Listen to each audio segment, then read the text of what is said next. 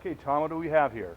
Well, let me start off, Dave. What it is it's actually a barn find. You know, that's a rare thing when we come up with a woody that's been found in a barn.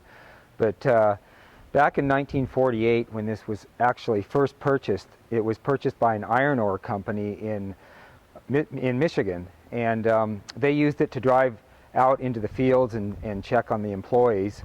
And so it really didn't get a lot of mileage on it as it was out there in the fields. And then in 1958, the company went out of business, and this went up for auction.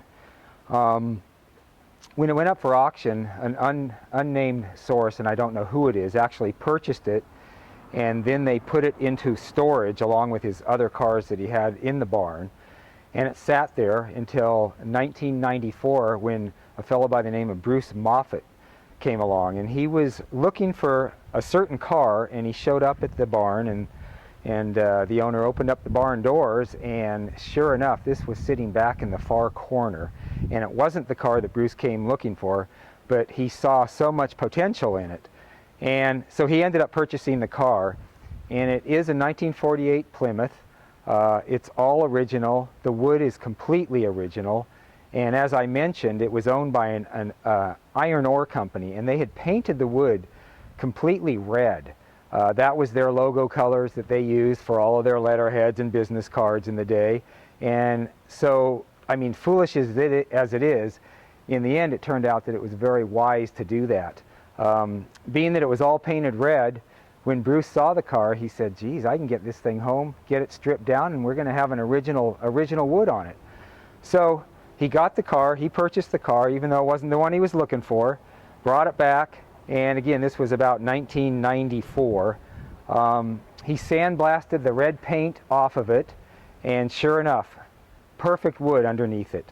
So he decided this was going to be a project car for him.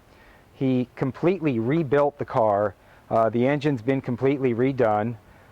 He added a little hot rod to it by going with the teal color, which is very nice, and it's something that I like a lot.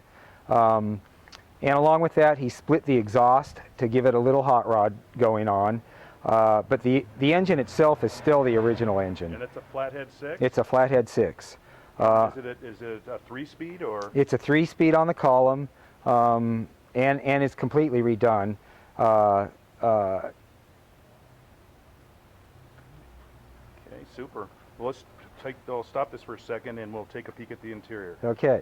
What about this interior, Tom?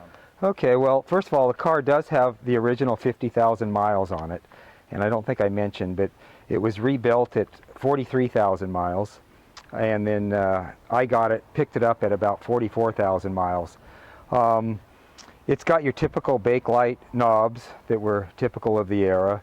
It's got a matching teal carpet, which matches the outside paint. And then the piping around the seats all have the teal color on it. It's got the original heater in it, which was an option at the time. And then in the back, it's got the original spare tire, which is very interesting. The way they mounted, Plymouth was using it as a marketing technique to sell it to women, and they figured that if they didn't mount it on the rear, like most of the Fords did at that time, this would make it more of a family car as opposed to a utilitarian car. Awesome. I've never seen that before. Yeah. All the gauges work. Everything, works perfectly fine on it. I've had years, 6, 7 years of enjoyment out of this now. Or I should say 14 years. And I think I mentioned that I am the third owner of the car. The first owner would be the mining company. The second owner was Bruce Moffett, who redid the entire car, and then when I took it over, that made me the third legal owner of the car. Super. Let's pop the back if we could. Okay. The car does come with several optional pieces that I do have with it. It has a custom California car cover on it, and it has a custom bra for the front. It has all the original documents to it, the original registration. It has the original brochure that came with the car. It's won dozens of trophies, and I have all those trophies. Those will also go with it. I have photos of the complete restoration.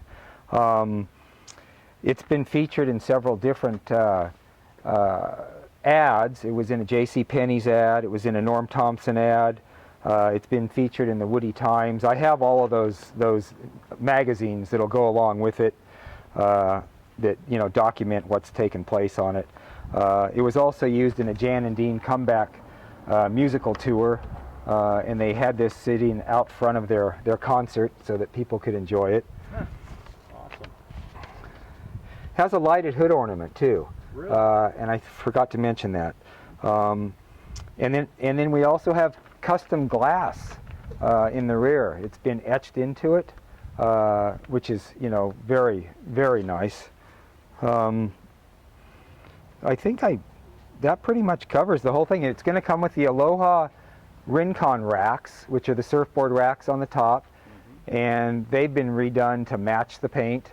And that was pretty standard back in the 60s for the surfers to throw those racks up there. And if you ever get a surfboard to throw on top, that would be perfect fit for that.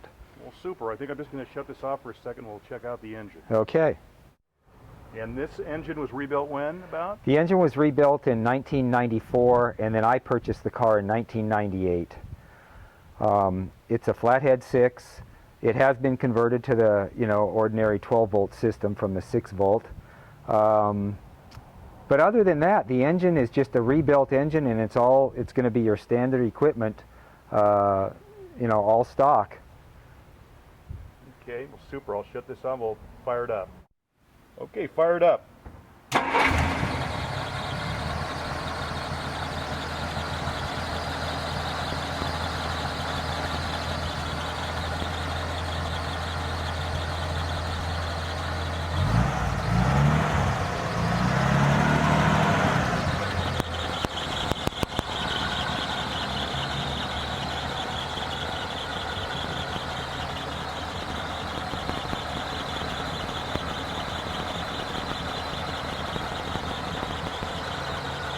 Super, Tom.